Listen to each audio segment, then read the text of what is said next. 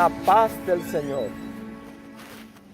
Bienvenidos. Hoy quisiéramos tomar unos momentos para ir sobre un concepto muy importante. Y es sobre el concepto de Dios Padre. En el Antiguo Testamento, cuando se abre el principio en el Bereshit, el Génesis, dice: en el principio creó Dios, y ahí utiliza la palabra Elohim. Comienza el Señor a revelarse poco a poco, y se revela cuando vemos que va a crear al hombre. Nos da un poco más de datos sobre su persona, y la persona de él dice: hagamos al hombre conforme a nuestra semejanza.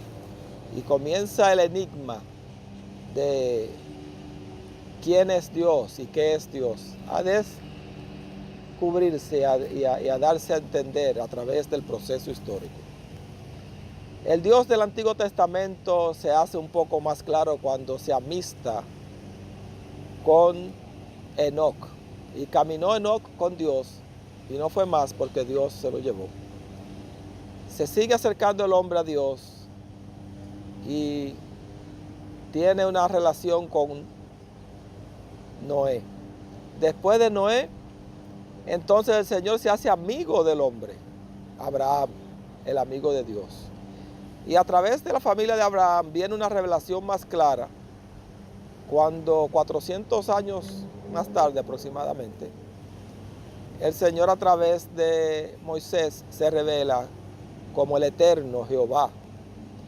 Y ahora tenemos toda esa herencia de la historia del pueblo de Israel, tratando con Dios que se ha acercado un poco más al hombre y se está revelando como Jehová. En todos los libros del Antiguo Testamento donde vemos a Dios, siempre lo estamos viendo como Dios creador. Y en las ocasiones en que pudiéramos encontrar de que Dios es Padre, se habla de Padre en el sentido de que un Padre es aquel que da origen a, y Dios es el que da origen al hombre. Dios es quien nos hizo, nos creó, y en ese sentido Él es Padre de toda creación. Era un misterio, no se conocía a Dios como Padre en el sentido de un padre de familia, en una relación de crianza, de un pacto matrimonial y de un hogar y de un componente humano. La paternidad en el sentido humano nunca se había aplicado a Dios. Cada vez que vemos en el Antiguo Testamento a Dios, es Dios Padre en el sentido de creador. Por eso nuestro Señor Jesucristo dice en Mateo capítulo 11, versículo 27: todas las cosas me son entregadas por mi Padre, y nadie conoce al Hijo sino el Padre, ni nadie conoce al Padre sino el Hijo, y aquel a quien el Hijo lo quisiere revelar. Dios Padre era un misterio escondido, porque la encarnación, el verbo de Dios, capítulo 1, versículo 1 del Evangelio según San Juan, nos dice que en el principio era el verbo, y el verbo era con Dios, y el verbo era Dios. Y en el versículo 14 dice: y aquel verbo fue hecho carne. ¿Ves? En ese punto Dios entró en una relación de padre que nunca había tenido hasta este punto. Ahora Dios es Padre no solamente por creación, sino por una relación, porque tiene un hijo de carne y de hueso. Porque le dijo el ángel a María que el santo ser que nacerá será llamado Hijo de Dios, porque el Espíritu Santo hará sombra sobre ti.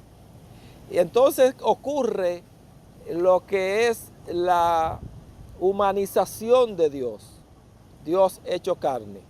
Y esa encarnación por primera vez viene a revelar una relación entre el creador y la criatura que ya no es por derecho de dueño, de amo, de señor, de creador, sino por una relación de amor, de padre.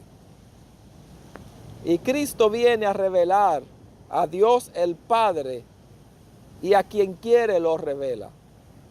Es importante distinguir que en la Biblia se va desenvolviendo poco a poco el entendimiento del hombre de quién es Dios, de que la revelación es progresiva y culmina con el último versículo de la Biblia.